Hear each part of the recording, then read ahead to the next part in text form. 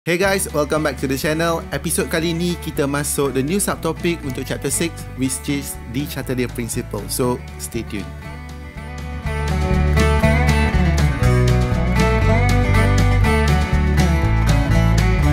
Hai, Assalamualaikum. Welcome back to the channel. As I mentioned earlier, episod kali ni kita akan masuk the new subtopic untuk chapter 6.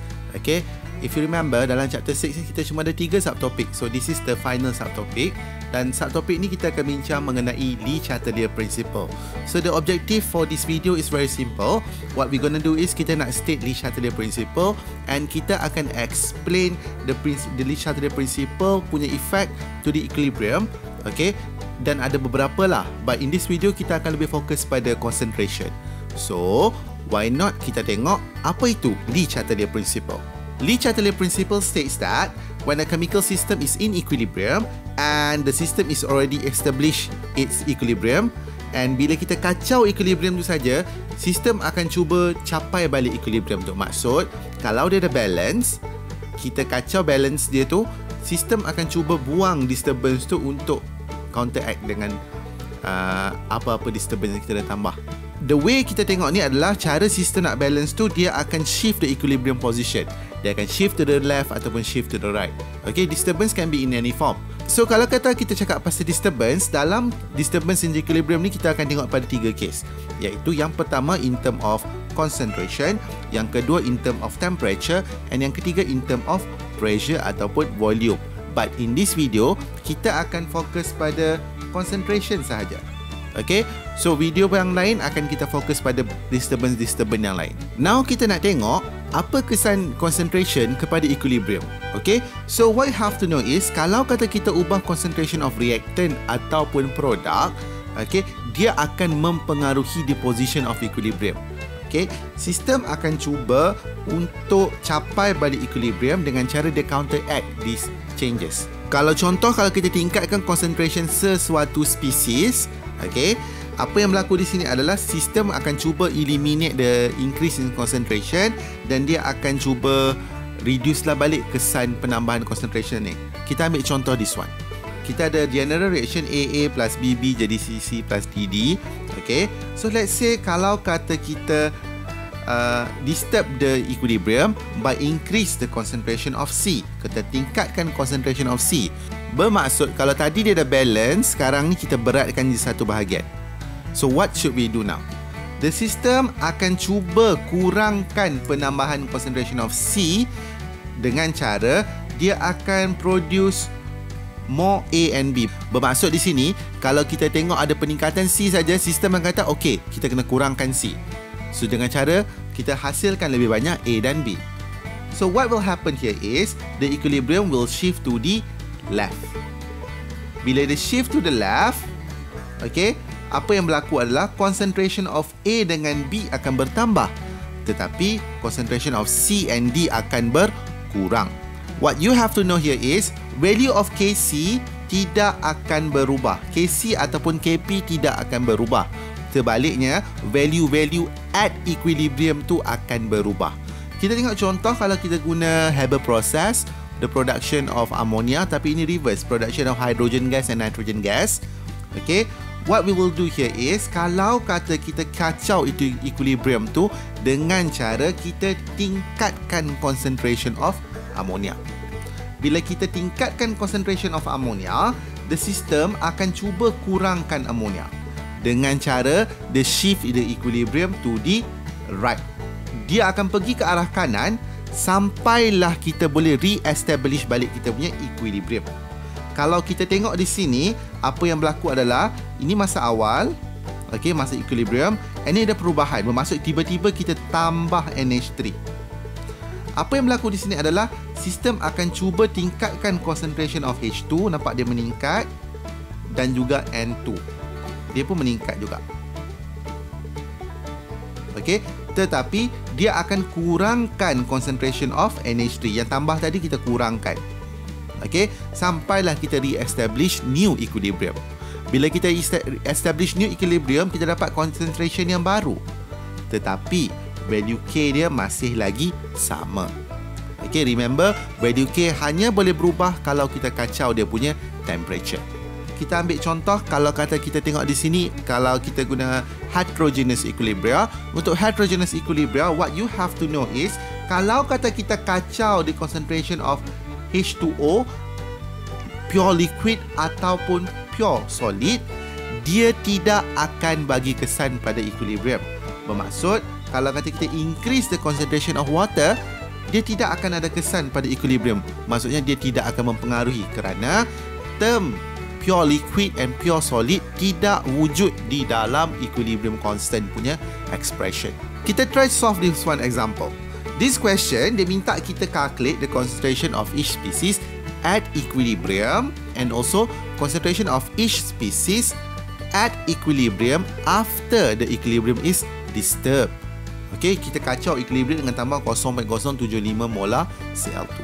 Kita try solve this question. Kita solve yang A dulu. Apa yang kita perlu buat di sini adalah kita perlu construct kita punya ice table.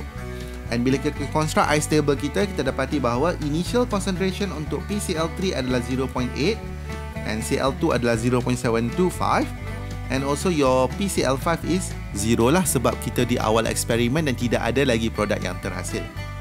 So kita buat di change dia, tolak X tambah X. So kita akan dapat nilai dia at equilibrium 0.8 minus X, 0.725 minus X and PCl5 adalah X. What we do next is kita akan calculate dia punya Kc. Kalau kita calculate dia punya Kc, kita substitute di sini. Okay, kita tahu nilai Kc adalah 24. So kita dapati bahawa kita akan dapat satu expression kuadratik dan bila kita faktor kita akan dapat dua nilai X. Okay, bila kita dapat dua nilai X, apa kita perlu buat? Kita perlu check. How? Kita check dulu. If X is equal to 0.97, bermaksud concentration of PCl3 akan jadi negative 0.17, Cl2 negative 0.245 and also PCl5 is 0.97 lah. Okay, you substitute balik nilai X tu dalam this expression and you akan dapat this value. As you can see here, this is not chemically meaningful sebab kita tak boleh dapat concentration yang negatif. Okay, so what you should do next is kita test dengan lagi satu value. When X is equal to 0.6, kita dapati bahawa concentration of PCl3 akan jadi 0.2, Cl2 is 0.125 and PCl5 is 0.6 molar. So ini kita akan terima. So bila kita dapat ni, apa you perlu buat? You perlu buat conclusion. Kita cakap at equilibrium the concentration of PCl3 is 0.2 molar, Cl2 is 0.125 molar and PCl5 is equal to 0.6 molar. Untuk soalan B, dia tanya kita apa akan berlaku pada equilibrium kalau kata kita kacau the system. Kita kacau dengan sistem dengan cara kita tambah 0.075 molar Cl2. Okay, so ini adalah kita punya ice table. Apa yang kita buat? Kita tambah 0.075. Kita dapati bahawa the new concentration of Cl2 akan jadi 0.2 molar. So kita construct ice table kita macam biasa. Okay, and dapat bahawa at equilibrium value of PCl3 is 0.2 minus X, Cl2 also 0.2 minus X, while PCl5 is equal to 0.6 plus X. So what you should do next is kita akan calculate dia punya value of X dengan cara kita substitute lah semua value ni dalam kita punya Kc, and Kc masih lagi sama sebab Kc dia tidak akan berubah melainkan at different temperature. Okay, dapati bahawa kita dapat this quadratic expression. Bila kita faktor, kita dapat dua value of X which are 0.4 and also 0.04. The next thing that we have to do is we have to test.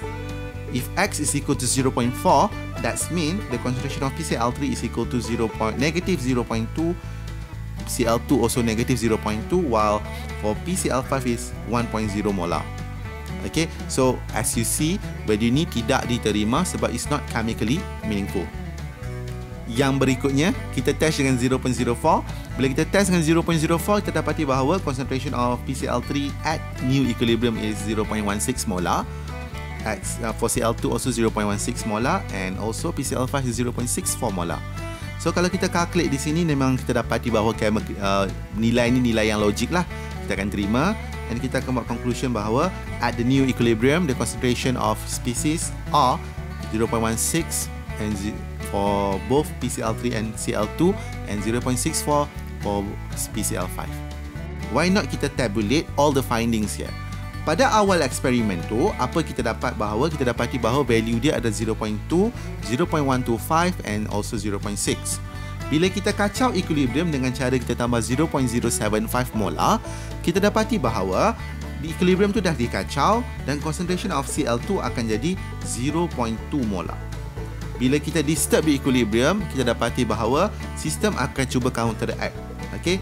Kita increase this concentration, dia akan shift to the right.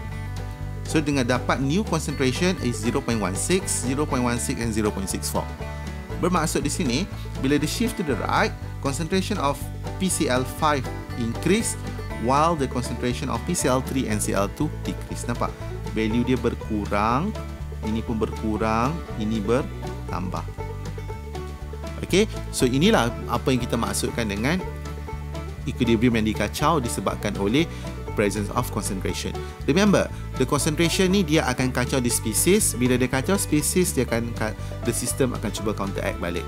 Kalau kita tingkatkan something, dia akan lari dari situ. Kalau kita kurangkan something, dia akan pergi ke arah situ. So in this video, kita belajar pasal effect of concentration on equilibrium position according to Lee Chatelier principle. I really hope you understand this. In next subsequent video, kita akan belajar pasal effect of temperature, volume and also effect of catalyst. So I really hope you enjoy this. So see you next time. Thank you for watching. Assalamualaikum. Bye.